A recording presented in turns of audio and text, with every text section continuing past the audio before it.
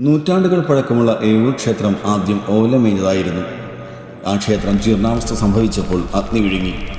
ഈ സമയം കാശിയിലായിരുന്ന ശ്രീ പത്മനാഭദാസൻ ശ്രീമൂലം തിരുനാൾ മഹാരാജാവിനെ അഗ്നിയിൽ വളയപ്പെട്ട് ഓണത്തിന് വായിക്കുന്ന ശ്രീകൃഷ്ണ രൂപം സ്വപ്നത്തിൽ ദർശിക്കുന്നു. അടുത്തു തന്നെ അദ്ദേഹത്തിന് ഒരറിയിപ്പ് ലഭിക്കുന്നു.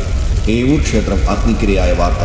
ഉടൻ തന്നെ മഹാരാജാവ് കാശിയിൽ നിന്നും യാത്ര തിരിച്ച് ഏവൂരെത്തുകയും വേണ്ട പരിഹാരങ്ങൾ ചെയ്ത് ഇന്ന് ഈ കാണുന്ന കണ്ണിന് കുളിർമ നൽകുന്ന കമനീയ ക്ഷേത്രം ഏവൂർ തേവർക്ക് കാണിക്കയായി സമർപ്പിക്കുകയും ചെയ്തു. അതിവിശിഷ്ടമാണ് ഏവൂർ ക്ഷേത്രത്തിൻ്റെ നിർമ്മിതി. ദേവശില്പി വിശ്വകർമാവ് പണിതതാണെന്ന് തോന്നിപ്പോകും. നാലമ്പലത്തോടു കൂടിയ ക്ഷേത്രം, അതും ചെമ്പ് പാകിയത്.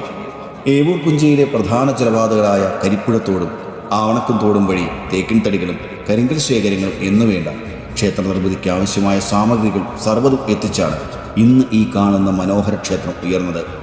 അതുകൊണ്ടാണ് ഏവൂർ പുഞ്ചയിൽ പ്രതിഷ്ഠാവാർഷികമായി എല്ലാ വർഷവും കർക്കിടക സംക്രമത്തിന് വള്ളംകളി ആചാരപൂർവ്വം നടത്തിപ്പോരുന്നത്. ശ്രീകോവിലിൻ്റെ ഗർഭ അറയിലാണ് ഭഗവാന്റെ പ്രതിഷ്ഠ. നിത്യേന 5 പൂജകൾ ഉള്ള ക്ഷേത്രം. നട അടച്ചു കഴിഞ്ഞ് ആരെയും തൊഴാൻ വന്നാൽ ഭഗവാനെ കാണാൻ പറ്റിയില്ലല്ലോ എന്നോർ ദുഃഖിക്കാതെ ഇരിക്കുവാൻ ബലിക്കൽപ്പുരയുടെ കന്യമൂലയ്ക്കുള്ള അനന്തശയനത്തിൽ ലക്ഷ്മി സമേതനായ ആ കമനീയ രൂപത്തെ തൊഴുതാൽ മതി എന്നത്രേ പഴമക്കാർ പറഞ്ഞു പോന്നത്. എല്ലാം വിസ്മയം. ബലിക്കൽപ്പുരയിലാണ് നെയ്യൊഴിച്ച് കത്തിക്കേണ്ട തൂക്കുവിളക്ക് ഉള്ളത്.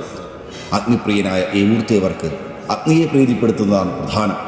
എന്നും ഈ വിളക്കിൽ അഗ്നി കാണും. സദാ നാരായണ നാമം ജപിക്കുന്ന അഗ്നികുടി കൊള്ളുന്ന തൂക്കുവിളക്ക്. പത്മനാഭദാസനായ തിരുവിതാംകൂറിൻ്റെ ഭരണാധികാരി ശ്രീമൂലം തിരുനാൾ മഹാരാജാവിന് പ്രണാമം.